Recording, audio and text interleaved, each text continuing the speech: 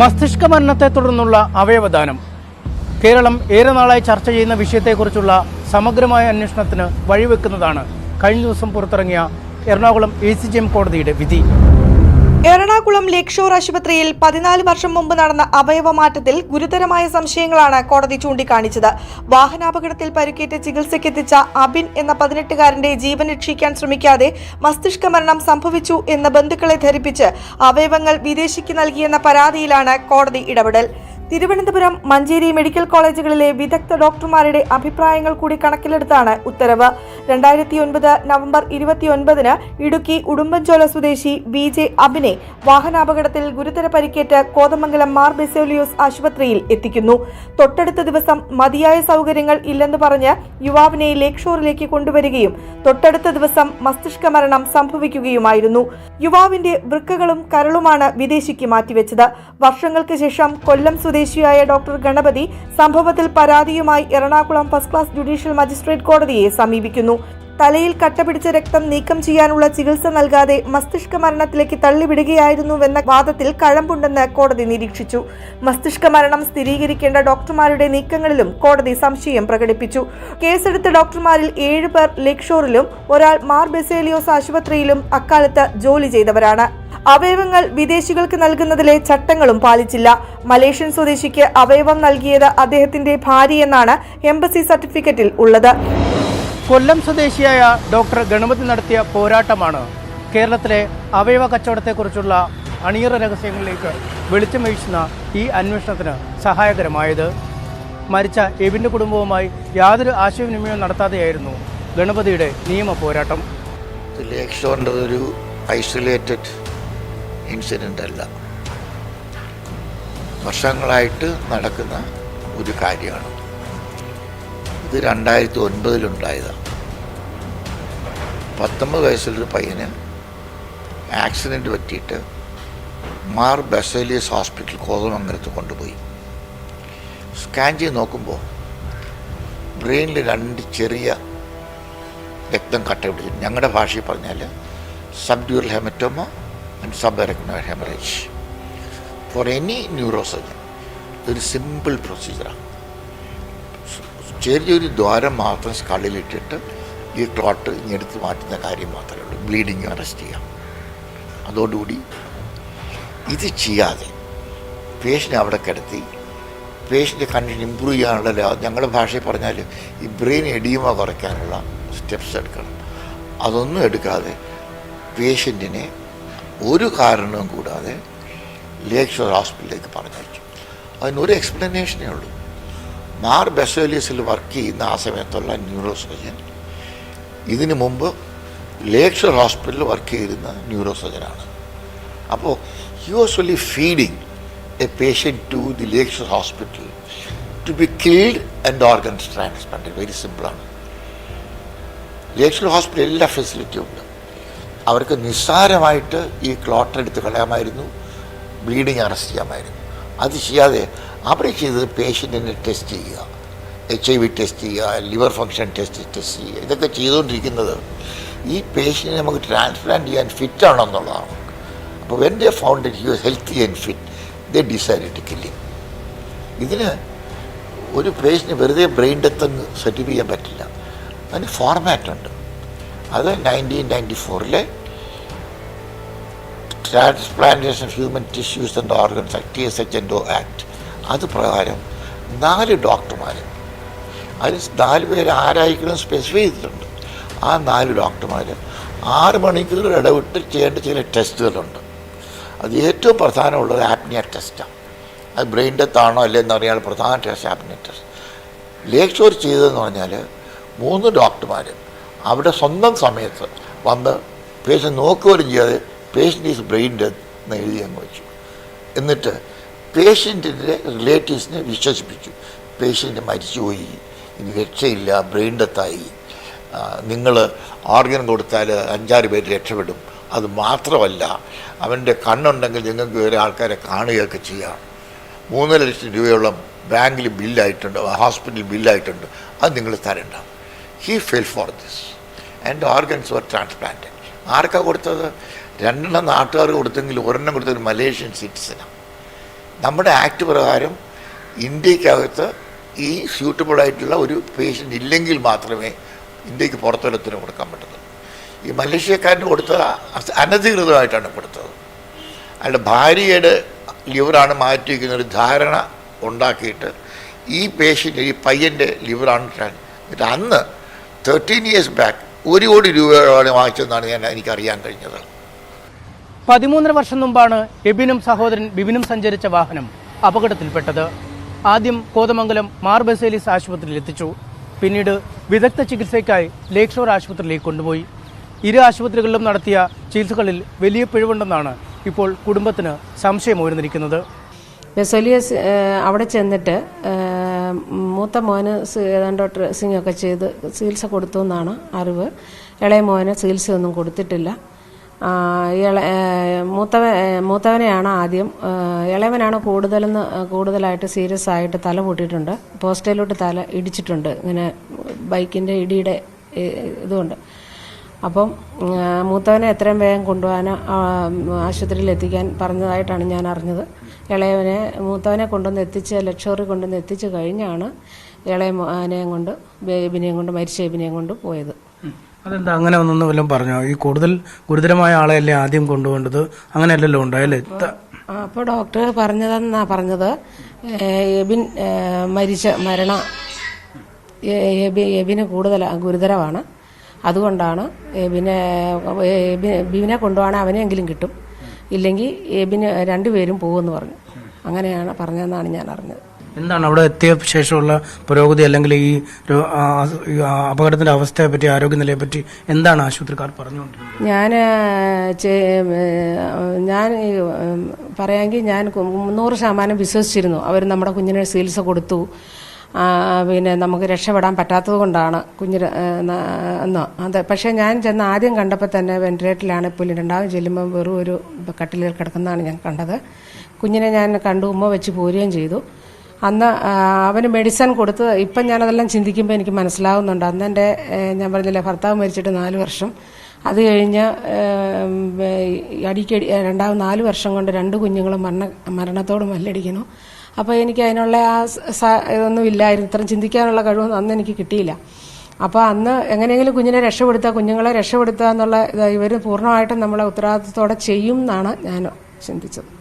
പിന്നെ 2ാമത്തെ ദിവസം പോയി, 3ാമത്തെ ദിവസം വിളിച്ച് പറയുന്നു എത്രയും വേഗം വന്ന് കാണുക, വെന്റിലേറ്റർ വലിച്ചു കഴിഞ്ഞാൽ കുഞ്ഞ് മരിക്കും, പ്രഷറും ഷുഗറും എല്ലാം താന്നു പോവുകയാണ്, 98% പോലും ഇതില്ല എന്ന് പറഞ്ഞ് തല ഇതായി തല ചത്തു കഴിഞ്ഞിരിക്കുന്നു, മുഴുവൻ തലയുടെ സ്വാധീനം നഷ്ടപ്പെട്ടു എന്ന് പറഞ്ഞു.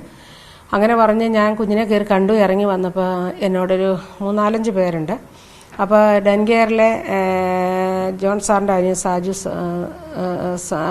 സാജു പിന്നെ സാറും പിന്നെ പ്രിൻസ് എന്ന് പറയുന്ന പിന്നെ ഫിലിപ്പ്, അങ്ങനെ കുറച്ച് പേര് അവിടെ ഉണ്ടായിരുന്നു. പിന്നെ ഡോക്ടർമാർ 3-4 ഡോക്ടർമാരുണ്ടായിരുന്നു.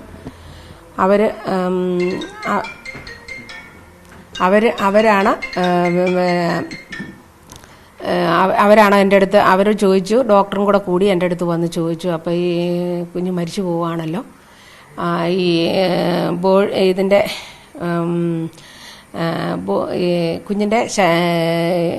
കുഞ്ഞിനെ ഇവിടെ 2-3 പേരൂടെ കിടപ്പുണ്ട്, അഡ്മിറ്റുണ്ട്, അവർക്ക് അവയവം ദാനം ചെയ്യാൻ കൊടുത്തേക്കാവെന്ന് ചോദിച്ചു. അപ്പോൾ ഞാൻ പറഞ്ഞു, ഏതായാലും എൻ്റെ കുഞ്ഞ് മരിച്ചു പോയി കഴിഞ്ഞാൽ മണ്ണിൽ ദ്രവിച്ച് പോവല്ലേ ഉള്ളൂ, അതുകൊണ്ട് പിന്നെ കൊടുത്തേക്കാമെന്ന്, അവരെങ്കിലും ജീവൻ വെക്കട്ടെ, എൻ്റെ കുഞ്ഞിൻ്റെ അവയവം കൊണ്ട് അവരെങ്കിലും രക്ഷപ്പെടട്ടെ എന്ന് ഞാൻ അന്ന് ചിന്തിച്ചു. അങ്ങനെയാണ് ഞാൻ കൊടുത്തേക്കാമെന്ന് പറഞ്ഞു. പിന്നെ എന്നെന്ന് ചോദിച്ചാൽ ഗുരുതരമായ കൊച്ചിനെ ഇട്ടിട്ട് പിന്നെ ഗുരുതരമല്ലാത്ത അവരെയും കൊണ്ട് പോയതിലൊക്കെ പിന്നെ എനിക്കൊരിത് തോന്നിയിട്ടുണ്ട്. പിന്നെ അത് തന്നെയല്ല, പിന്നെ കുഞ്ഞ് പല കേസ് അവരെന്നോട് സംസാരിച്ചു, ഇനി ഓപ്പറേഷൻ ചെയ്ത് രക്ഷപ്പെട്ട് കഴിഞ്ഞാൽ തല കട്ടിലേൽ ഇങ്ങനെ കിടപ്പ് കിടക്കും, എന്നിട്ട് പിന്നെ തലയിൽ കൂടെ ഈ വായിൽ നിന്ന് വെള്ളം ഒലിപ്പിച്ച് കിടക്കും, അപ്പോൾ ചേച്ചിക്ക് ഈ കുഞ്ഞും ആ കുഞ്ഞും കൂടെ ആകുമ്പോൾ വലിയ ബുദ്ധിമുട്ടാവുന്നൊക്കെ എന്നോട് സംസാരിച്ചായിരുന്നു. അപ്പോൾ ഇപ്പോൾ ഒരു ഡോക്ടർ ഇങ്ങനെ പറയുമ്പോൾ 100% നേരാന്നല്ലേ നമ്മൾ പറയുള്ളൂ. പിന്നെ വിജയിക്കണമെന്നില്ല, ഓപ്പറേഷൻ ചെയ്താൽ വിജയിക്കുകയില്ലെന്നാണ് എന്നോട് പറഞ്ഞത്. അതീവ ഗുരുതരാവസ്ഥയിലാണ് 2 ആശുപത്രികളിലും പ്രവേശിപ്പിച്ചതെങ്കിലും കാര്യമായ ചികിത്സ എബിന് ലഭിച്ചില്ലെന്ന് കുടുംബം കുറ്റപ്പെടുത്തുന്നു. ഒപ്പം അവയവദാനത്തെ ലക്ഷ്യമാക്കിയുള്ള പരിശോധനകളാണ് ഇവിടെ നടന്നതെന്നും കുടുംബം പറയുന്നു. ബെസോലിയോസിസ് വന്നപ്പോഴെങ്കിലും അവർക്ക് എന്തെങ്കിലും കുഞ്ഞിന് കൊടുക്കാമായിരുന്നു. ആ ബ്ലീഡിംഗ് ഉണ്ടെങ്കിൽ, അത് പൊട്ടലുണ്ടെങ്കിൽ അതിന് എന്തെങ്കിലും എല്ലാ ഡോക്ടർമാരെ എവിടുന്നെങ്കിലും റെഫർ ചെയ്ത് കൊണ്ടുവന്നെങ്കിലും ചെയ്യാമായിരുന്നല്ലോ. അത്രയും ഒരു ഹോസ്പിറ്റലല്ലേ ബെസോലിയോസിസ് ഹോസ്പിറ്റൽ. അത് ചെയ്യാൻ നേരെ ലക്ഷറി കൊണ്ടുപോയി അവിടെയും ചികിത്സ കൊടുക്കാമെന്ന് പറയുമ്പോൾ എനിക്ക് തോന്നുന്നത് വലിയൊരു ഗൂഢാലോചനയുടെ ഒരു ഇതാണോന്നും എനിക്ക് സംശയമില്ല. രണ്ടാമത് നോക്കുമ്പോൾ കുഞ്ഞ് ചുമ്മാ ബെഡിൽ കിടക്കുകയാണ്. എന്നിട്ടാണ് വെന്റിലേറ്റർ വലിക്കുമെന്ന് പറഞ്ഞത്. അപ്പൊ അത് ഞാൻ ഇവിടെ ആയിരുന്നില്ല. ഒരു സമയം വെന്റിലേറ്ററിലായിരുന്നു, ഒരു സമയം അല്ലായിരുന്നു. ഇപ്പൊ അതെല്ലാം ചിന്തിക്കുമ്പോൾ അത് കഴിഞ്ഞ് അധികം നേരം എടുത്തില്ല. ഇത് കഴിഞ്ഞ് ഞാൻ ഒപ്പിട്ട് കൊടുത്തു. ആ സ്പോട്ട് പിന്നെ ഒരു 8-8:30 ആയപ്പോഴത്തേനും മരണം. മൂത്ത ആളെങ്കിലും കിട്ടട്ടെ എന്നും പറഞ്ഞിട്ടാണ് ബിബിൻ ചേട്ടനെ ലേക്ക് ഷോറിലേക്ക് കൊണ്ടുപോകുന്നത്. അതും രണ്ടുപേരെയും ലേക്ക് ഷോറിലേക്ക് റെഫർ ചെയ്യുന്നതും അവിടുത്തെ ഡോക്ടറാണ്. ആ ഡോക്ടർ എബിൻ ചേട്ടായിക്ക് ആകെ ചെയ്തേക്കുന്നത് ജനറൽ ടെസ്റ്റ് മാത്രം, എന്ന് വെച്ചാൽ HIV ടെസ്റ്റ്, ഇങ്ങനെ ഓർഗൻ ട്രാൻസ്പ്ലാന്റ് ചെയ്യാൻ വേണ്ടി ആവശ്യമായിട്ടുള്ള ടെസ്റ്റുകൾ മാത്രമാണ് ചെയ്തിട്ടുള്ളത്. എന്നിട്ടാണ് ബിബിൻ ചേട്ടനെ ആദ്യം ലേക്ക് ഷോറിൽ എത്തിക്കുന്നു. അതിനുശേഷം നല്ല വൈകി ഒരു 4-5 മണിക്കൂറിന് ശേഷമാണ് ലേറ്റ് നൈറ്റ് ആയിട്ടാണ് എബിൻ ചേട്ടനെ ഹോസ്പിറ്റലിൽ എത്തിക്കുന്നത്. മകന്റെ മരണത്തിലെ അപ്രതീക്ഷിത വഴിത്തിരിവുകൾ വലിയ ഞെട്ടലാണ് ഈ കുടുംബത്തിന് സമ്മാനിച്ചിരിക്കുന്നത്. നീതിക്കായുള്ള പോരാട്ടത്തിൽ ഏതറ്റം വരെയും പോകാനാണ് കുടുംബത്തിന്റെ തീരുമാനം. ഏതായാലും എനിക്കിത് സത്യമാണോ ഇതാണെന്ന് എനിക്കറിയില്ല. ഒരു മനുഷ്യനെ രക്ഷിക്കാൻ വേണ്ടി ഡോക്ടർമാർ, നല്ല ഡോക്ടർമാരുണ്ട്. പക്ഷെ ഇങ്ങനെ ചതിവ് ചെയ്തിട്ടുണ്ടെങ്കിൽ അവർക്കെതിരായി ഒരമ്മയ്ക്ക് ഒരു മനുഷ്യന് ഇനി ഇങ്ങനെ താവത്ത് വരാൻ പാടില്ല. 1. 2, നമ്മൾ ഒരു ഡോക്ടർ പറയുകയാണ് ഇത് മരിച്ചു പോകും എന്ന് പറഞ്ഞാൽ നമ്മൾ അടുത്ത ഡോക്ടർമാരെ കൊണ്ടുവന്ന് അത് മുഴുവൻ ചെക്കപ്പ് ചെയ്ത് കുഞ്ഞിന് മെഡിസിൻ കൊടുത്തോ വേണ്ട ചികിത്സ കിട്ടിയോ എന്നറിയാതെ ഒരിക്കലും അവയവം കൊടുക്കാൻ പാടില്ല. എല്ലാ മാതാപിതാക്കളും അത് പഠിച്ചിരിക്കണം. ഇനിയെങ്കിലും നമ്മുടെ കേരളത്തിൽ ഇങ്ങനെയുള്ള കാര്യങ്ങൾ നടക്കും. എനിക്കോ പറ്റിപ്പോയി എന്ന് ചോദിച്ചാൽ എനിക്ക് അന്ന് ഒന്നും ചെയ്യാൻ മേലാത്തൊരവസ്ഥയിലായിരുന്നു എൻ്റെ ഇത്. അവയവ കൈമാറ്റവുമായി ബന്ധപ്പെട്ട് ആശുപത്രിക്കെതിരായി ഉയർന്നിരിക്കുന്ന മുഴുവൻ ആരോപണങ്ങളും ലേക്ക് ഷോർ ആശുപത്രി തള്ളിക്കളയുന്നു. വൈദ്യശാസ്ത്രപരമായും മനുഷ്യാവകാശപരമായും പൂർണ്ണമായും എല്ലാ കാര്യങ്ങളും നിയമാനുസൃതം പൂർത്തിയാക്കിയിട്ടുണ്ടെന്നാണ് ആശുപത്രിയുടെ വിശദീകരണം. ഇപ്പോൾ ഈ വിവാദം ഉണ്ടെന്ന് മാധ്യമങ്ങൾ വഴിയാണ് നമ്മൾ അറിയുന്നത്. ഇപ്പോൾ ഡോക്ടർ ഗണപതി പരാതി സമർപ്പിച്ചിട്ടുണ്ടെന്നും കോടതി അത് സ്വീകരിച്ച് അതിപ്പോൾ ഒരു കേസുണ്ടെന്ന് മനസ്സിലാക്കുന്നത്. ഇനിയാണ് വേണമെങ്കിൽ എല്ലാ കൺസേൺ റെസ്പോണ്ടൻസിന് സമ്മൻസൊക്കെ ചെല്ലേണ്ടത്. അപ്പോൾ അതിനു മുമ്പ് കുറേ മാധ്യമങ്ങൾ ഓൾറെഡി അതിന് വളരെ വിശദ കവറേജ് കൊടുത്തു കഴിഞ്ഞു. പക്ഷെ ആശുപത്രിയുടെ ഭാഗം ആരും കേട്ടില്ല, ചോദിച്ചില്ല, പറയാൻ അവസരം തന്നില്ല. അതിൽ കുറച്ച് ഖേദമുണ്ട്. ഇപ്പോൾ ആശുപത്രിയുടെ ഭാഗത്തുനിന്ന് എനിക്ക് പറയാനുള്ളത്, എനിക്ക് കേസ് ഫയൽ ഞാൻ നന്നായിട്ട് പഠിച്ചു. എനിക്ക് ഇതിൻ്റെ സ്ഥിതി ഏതാണ്ട് മനസ്സിലായി. അതിനകത്ത് യാതൊരു തെറ്റ് സംഭവിച്ചിട്ടില്ല എന്നാണ് എനിക്ക് മനസ്സിലാകുന്നത്. അന്നത്തെ നിയമങ്ങൾ എന്തൊക്കെയായിരുന്നു അതിനനുസരിച്ചാണ് കാര്യങ്ങൾ നടന്നിരിക്കുന്നത്. അപ്പോൾ എനിക്ക് പൂർണ്ണ ധൈര്യമുണ്ട്. കോടതി ഇത് ഫുള്ളായിട്ട് അന്വേഷിച്ച് വരുമ്പോൾ ആശുപത്രിയുടെ ഈ പ്രശ്നമെല്ലാം ക്ലിയറാക്കി തരും എന്നാണ് എൻ്റെ വിശ്വാസം. ഈ മലേഷ്യൻ പൗരനാണ് ഡോണറായി എത്തുന്നത്. എങ്ങനെയാണ് ഒരു മലേഷ്യൻ പൗരൻ ഡോണറായി സ്വീകർത്താവായി എത്തുന്നത്? ഇന്ത്യയിൽ ഇപ്പോൾ ഒരുപാട് വിദേശ രോഗികൾ വന്ന് ചികിത്സിക്കുന്നുണ്ട്. അന്നും ചികിത്സിച്ചിരുന്നു. അതിൻ്റെ ഭാഗമായിട്ട് മലേഷ്യൻ പൗരൻ വരുന്നു എന്നേ ഉള്ളൂ. അതിനൊരു പ്രത്യേക ഒരു സാഹചര്യമൊന്നുമല്ല. അപ്പോൾ അന്നത്തെ നിയമപ്രകാരവും ഈ അലോട്ട്മെന്റ് ഓർഗൻ കൊടുക്കുന്നതെല്ലാം കൂടെ അന്നത്തെ നിയമപ്രകാരം ചെയ്തിരുന്നു എന്നാണ് ഞാൻ മനസ്സിലാക്കിയിരിക്കുന്നത്. പക്ഷെ അദ്ദേഹത്തിന്റെ മലേഷ്യൻ എംബസി നൽകിയ സർട്ടിഫിക്കറ്റിൽ അദ്ദേഹത്തിന്റെ ഭാര്യയാണ് അദ്ദേഹത്തിന് ഡോണർ ആയിരിക്കുന്നത് എന്നാണ് രേഖപ്പെടുത്തിയിരിക്കുന്നത്. അതാണ് കോടതി ഉത്തരവിൽ പറയുന്നത്. അതിനെക്കുറിച്ച് ആശുപത്രിക്ക് അറിയാമോ? അത് ഇപ്പോൾ കോടതിയിലുള്ള വിഷയമായതുകൊണ്ട് എനിക്ക് പറയാൻ അധികാരമുണ്ടോ എന്നറിയില്ല. അത് സബ് ജുഡീഷ്യൽ ആയിരിക്കാം. പക്ഷേ അത് ഈ ലിവിങ് റിലേറ്റഡ് ഡൊണേഷനും മസ്തിഷ്ക മരണം ഗ്രാഫ്റ്റ് അവൈലബിൾ ആണെങ്കിൽ ലിവിങ് ഡൊണേഷൻ വേണ്ടി വരില്ലല്ലോ. അതുപോലത്തെ ഒരു അവസ്ഥയാണ് ഇത് തെളിയിക്കുന്നത്. അല്ലാതെ അത് മലേഷ്യൻ എംബസി അങ്ങനെ സർട്ടിഫിക്കറ്റ് കൊടുത്തതിൻ്റെ പേരിൽ എല്ലാം ഇറഗുലർ ആണെന്ന് പറയാൻ ഒരു ജസ്റ്റിഫിക്കേഷനുമില്ല. ലേക്ക് ഷോർ ആശുപത്രിയിലേക്ക് എത്തിക്കുമ്പോൾ എബിന്റെ ഒരു കണ്ടീഷൻ അതെങ്ങനെയായിരുന്നു? എപ്പോഴാണ് എത്തിക്കുന്നത്? ഈ അപകടം മറ്റേ പരിക്കേറ്റ് കഴിഞ്ഞിട്ട് 1.5 ദിവസം കഴിഞ്ഞിട്ടാണ് ഈ വേറൊരു ഹോസ്പിറ്റലിൽ നിന്ന് പേഷ്യൻറ്റിനെ ഇങ്ങോട്ട് അയക്കുന്നത്. അപ്പം തന്നെ അദ്ദേഹത്തിൻ്റെ റെക്കോർഡ് പ്രകാരം ഈ പ്യൂപ്പിൾസ് ഡയലേറ്റഡ് ആണ്, റിയാക്ട് ചെയ്യുന്നില്ല എന്നാണ് മനസ്സിലാവുന്നത്. അപ്പോൾ വളരെ ഗുരുതര അവസ്ഥയിലാണ് പേഷ്യൻ്റ് വന്നത്. ചികിത്സിച്ചിട്ടും അതിൽ മാറ്റം വരാഞ്ഞിട്ടാണ് പിന്നെ മസ്തിഷ്ക മരണം എന്നുള്ള കാര്യം നമുക്ക് ബോധ്യമാവുകയും അതനുസരിച്ച് നമ്മൾ അതിൻ്റെ ഡോക്ടർമാരെ വിളിക്കുകയും അത് നോക്കിക്കുകയും എല്ലാം ചെയ്യുന്നത്. അപ്പോൾ കുറേ സമയം നടന്നിട്ടുണ്ട്. ആദ്യത്തെ CT സ്കാനിൻ്റെ അവസ്ഥയായിരിക്കില്ല അല്ല പേഷ്യൻറ്റിൻ്റെ പിന്നത്തെ അവസ്ഥ. പിന്നെ സ്കാൻ ചെയ്യുമ്പോഴത്തേക്കും കുറേ കൂടെ വഷളായി കഴിഞ്ഞു. അങ്ങനെയൊക്കെയാണ് ഇത് ഡെവലപ്പ് ചെയ്തിരിക്കുന്നത്. അതുപോലെ തന്നെ ഈ പോസ്റ്റ്മോർട്ടം സർജൻ കണ്ടെത്തിയ ഒരു കാര്യം, തലയിൽ രക്തം കട്ട പിടിച്ചത് നീക്കം ചെയ്തിട്ടില്ല. അത് നീക്കം ചെയ്യുമായിരുന്നെങ്കിൽ ഒരുപക്ഷെ എബിൻ രക്ഷപ്പെടുമായിരുന്നു എന്നാണ്. 2 ആശുപത്രികളിൽ എത്തിച്ചുവെങ്കിലും അതിനുള്ള പ്രാഥമികമായ ടെസ്റ്റ് പോലും നടത്തിയില്ല എന്നാണ് പോസ്റ്റ്മോർട്ടം ചെയ്ത ഡോക്ടർ കോടതിക്ക് നൽകിയിരിക്കുന്ന റിപ്പോർട്ടിൽ പറയുന്നത്. അദ്ദേഹത്തിന് പോസ്റ്റ്മോർട്ടം ഫൈൻഡിങ്സിനെ കുറിച്ച് പറയാൻ പറ്റും. അതിൻ്റെ കാരണങ്ങൾ, അതിൻ്റെ പിന്നാലെ പേഷ്യൻറ്റിൻ്റെ അവസ്ഥ എന്താണെന്ന് അദ്ദേഹത്തിന് അറിയാനൊരു നിവൃത്തിയില്ല. ബ്രെയിൻ ഡെഡ് എന്ന് പറയുന്ന ഒരു അവസ്ഥയാണ്. അതിന് തെളിവുകൾ കണ്ടെത്തേണ്ടത് എക്സ്പേർട്സാണ്. 4 എക്സ്പേർട്സ് അന്നത്തെ നിയമപ്രകാരം നോക്കി അത് സമ്മതിച്ചിട്ടാണ് അത് സംഭവിച്ചത്. അപ്പോൾ അദ്ദേഹത്തിന് ക്ലിനിക്കലുമായിട്ട് യാതൊരു കണക്ഷൻ ഇല്ല. അദ്ദേഹം അത് കഴിഞ്ഞിട്ട് മൃതദേഹം കിട്ടുമ്പോൾ ഉള്ള പുള്ളിയുടെ ഒബ്സർവേഷൻസ് അങ്ങ് എഴുതി കൊടുത്തു എന്നേ ഉള്ളൂ. അതിനകത്ത് വലിയ ചർച്ച വിഷയം ഇല്ലെന്നാണ് എനിക്ക് തോന്നുന്നത്. കോടതി പറയുന്ന മറ്റൊരു പ്രധാനപ്പെട്ട സംശയം എന്ന് പറയുന്നത് അവയവ മാറ്റത്തിൽ വിദഗ്ധരായ ഡോക്ടർമാർ തന്നെയാണ് ആദ്യഘട്ടം മുതലേ എബിനെ പരിശോധിച്ചത് എന്നതാണ്. അതിനെന്താണ് ആശുപത്രിയുടെ ഒരു വിശദീകരണം? അങ്ങനെ ഒരു തെളിവ് കണ്ടില്ല. ഇത് ന്യൂറോളജിസ്റ്റും പിന്നെ പുറത്തുനിന്ന് ഒരു ഡോക്ടറെ കാണണമെന്നാണ് നിയമം. പുറത്തുനിന്ന് ഡോക്ടർ കണ്ടിട്ടുണ്ട്. അപ്പോൾ അങ്ങനെ അവയവദാനം ചെയ്യുന്ന ടീമും ഈ പറഞ്ഞ ഈ ഡൊണേഷനിൻ്റെ കാര്യത്തിൽ യാതൊരു ബന്ധം ഉണ്ടായിരുന്നില്ല. 6 മണിക്കൂർ ഇടവിട്ട് രോഗിയെ പരിശോധിക്കണം എന്നാണ്. 6 മണിക്കൂർ ഇടവിട്ട് ഈ ഒരു മെഡിക്കൽ സംഘം രോഗിയെ പരിശോധിച്ചിരുന്നു. എബിന്റെ കാര്യം 2009 ആണ്ടിലുള്ള നിയമങ്ങൾ അനുസരിച്ച് ഉള്ള സിസ്റ്റമാണ് അന്ന് പാലിച്ചിരുന്നത്. ഈ മസ്തിഷ്ക മരണം സ്ഥിരീകരിക്കും മുമ്പുള്ള അപ്നോയിയ ടെസ്റ്റ് എബിനെ നടത്തിയിരുന്നു. അത് അന്നത്തെ നിയമങ്ങൾ പ്രകാരം അത് ആവശ്യമില്ല. അത് ക്ലിനിക്കൽ ഡയഗ്നോസിസ് ആയിട്ടാണ് അന്ന് പറഞ്ഞിരുന്നത്. എന്ന് വെച്ചാൽ അതുതന്നെയാണ് പല ഡോക്ടർമാരെ കൊണ്ട് പരിശോധിപ്പിക്കണമെന്ന് നിയമം വെച്ചിരുന്നതെന്ന് ഞാൻ മനസ്സിലാക്കുന്നു. അതനുസരിച്ച് ചെയ്തിരുന്നു.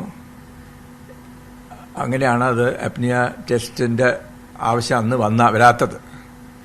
അതുപോലെ തന്നെ തലയ്ക്ക് ഗുരുതരമായി പരിക്കേറ്റെത്തുന്ന ഒരു രോഗിക്ക് പ്രാഥമികമായി നമ്മൾ LFT ടെസ്റ്റ് നടത്തുമോ? അതാണ് കോടതി ഉന്നയിക്കുന്ന ഒരു പ്രധാനപ്പെട്ട സംശയം. അതിനെ കുറിച്ച് എനിക്ക് നോക്കണം. ബിക്കോസ് LFT ടെസ്റ്റിന്റെ കാര്യം പേഷ്യന്റിന്റെ പൊതുവെ എന്തെങ്കിലും വേറെ മാറ്റങ്ങൾ കണ്ടെങ്കിൽ അത് കാണാം.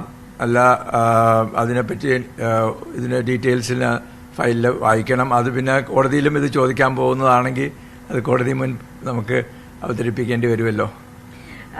അതുപോലെ തന്നെ ഈ അവയവമാറ്റം നടത്തി കഴിഞ്ഞിട്ടുള്ള എബിന്റെ ശരീരത്തിലെ ഹൃദയം ഉൾപ്പെടെ വികൃതമാക്കപ്പെട്ടു എന്നാണ് കോടതിയുടെ റിപ്പോർട്ടിൽ പറയുന്നത്. എന്താണ് പ്രതികരണം?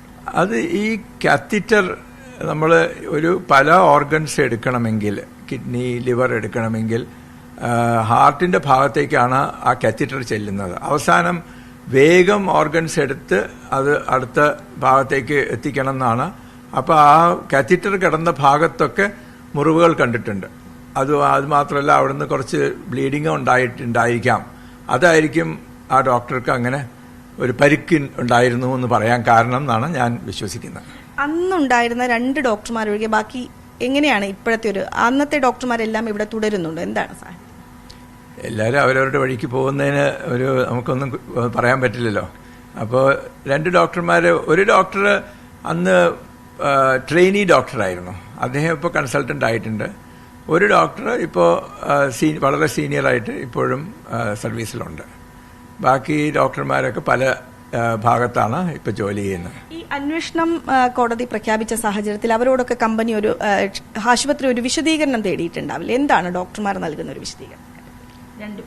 ഇപ്പോൾ ഈ സമൻസ് വന്നു കഴിഞ്ഞിട്ടല്ലേ ഇവരോട് ഇത് ചോദിക്കാനുള്ളൂ. അത് കഴിഞ്ഞ് തീർച്ചയായിട്ട് ഹോസ്പിറ്റൽ അവരുടെ അടുത്ത് ചോദിച്ചിരിക്കും. അതെല്ലാം കൂടെ നമ്മുടെ ഡിഫൻസിൽ പറയേണ്ടി വരുമല്ലോ, അത് പറഞ്ഞിരിക്കും. അന്വേഷണത്തിനോട് പൂർണ്ണമായും സഹകരിക്കുന്നു. എങ്ങനെയാണ്?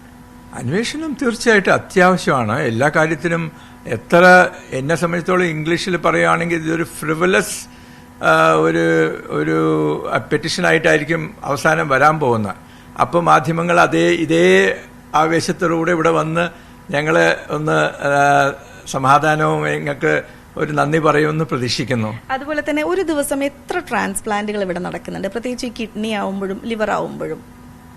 റെഗുലറായിട്ട് സംഭവിക്കുന്നുണ്ട്. ഞാൻ ഈ എക്സാക്ട് നമ്പർ അറിയില്ല. പക്ഷേ റെഗുലറായിട്ട് ട്രാൻസ്പ്ലാന്റേഷൻ ഈ ഹോസ്പിറ്റലും പല ഹോസ്പിറ്റൽ കൊച്ചി വിഭാഗത്ത് ഒരുപാട് ഇല്ല. അതിപ്പോൾ നമ്മളിപ്പോൾ പബ്ലിക്കിൽ പറയുമ്പോൾ കൃത്യമായിട്ട് ഫിഗർ പറയണം, അതുകൊണ്ടാണ് ഞാൻ പറയാത്തത്. പക്ഷെ കുറേ അധികം നടക്കുന്നുണ്ട്. ഇപ്പോൾ ഇന്ത്യയിൽ ഇന്ത്യ ഇപ്പോൾ ഒരു ട്രാൻസ്പ്ലാന്റേഷന്റെ തലസ്ഥാനമായിട്ട് മാറിയിരിക്കുന്നു ലോകത്തിന്റെ. അപ്പോൾ ഒരുപാട് ലോകത്തുനിന്ന് പല പല പല ഭാഗത്തുനിന്ന് ഇന്ത്യയിലേക്കാണ് വരുന്നത് ട്രാൻസ്പ്ലാന്റേഷന്. അതിപ്പോൾ ഹെൽത്ത് കെയറിന്റെ ഒരു വലിയൊരു നേട്ടമാണ്. അപ്പോൾ അത് ഒരുപാട് ട്രാൻസ്പ്ലാന്റേഷൻ പല സംസ്ഥാനങ്ങളിൽ ഇതുപോലെ മസ്തിഷ്ക മരണം സംഭവിച്ചതിന് ശേഷം സംഭവിക്കുന്നുണ്ട്. ഈ മസ്തിഷ്ക മരണം, എത്ര മസ്തിഷ്ക മരണങ്ങൾ ഒരു മാസത്തിൽ സംഭവിക്കുന്നു? പ്രത്യേകിച്ച് ആക്സിഡന്റ് റേറ്റ് കൂടുന്നു, ബാക്ക് ആക്സിഡന്റ് കൂടുന്നു എന്നൊക്കെ പറഞ്ഞു വരുന്നൊരു സാഹചര്യം ഉണ്ടല്ലോ. മസ്തിഷ്ക മരണം സംഭവിക്കുന്നുണ്ടാവാം. അതിന്റെ എക്സാക്ട് നമ്പർ എനിക്ക് കൃത്യമായിട്ട് പറയാൻ സാധിക്കുന്നില്ല.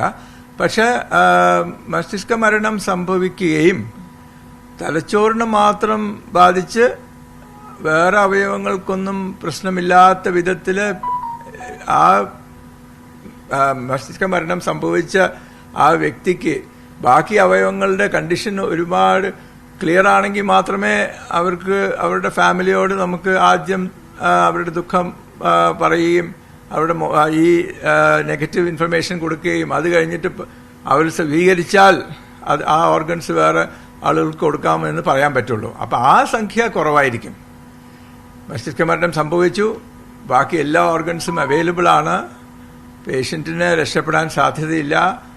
അത് കഴിഞ്ഞിട്ട് ഫാമിലിയും കൺസെൻറ്റ് ചെയ്യണം. ചിലർക്ക് അത് കേൾക്കുമ്പോൾ തന്നെ അതിലേക്ക് കിടക്കാൻ തോന്നില്ല. ചിലർ മുന്നോട്ട് വന്ന് അവർ തന്നെ ആവശ്യപ്പെടുന്നുണ്ടാവും.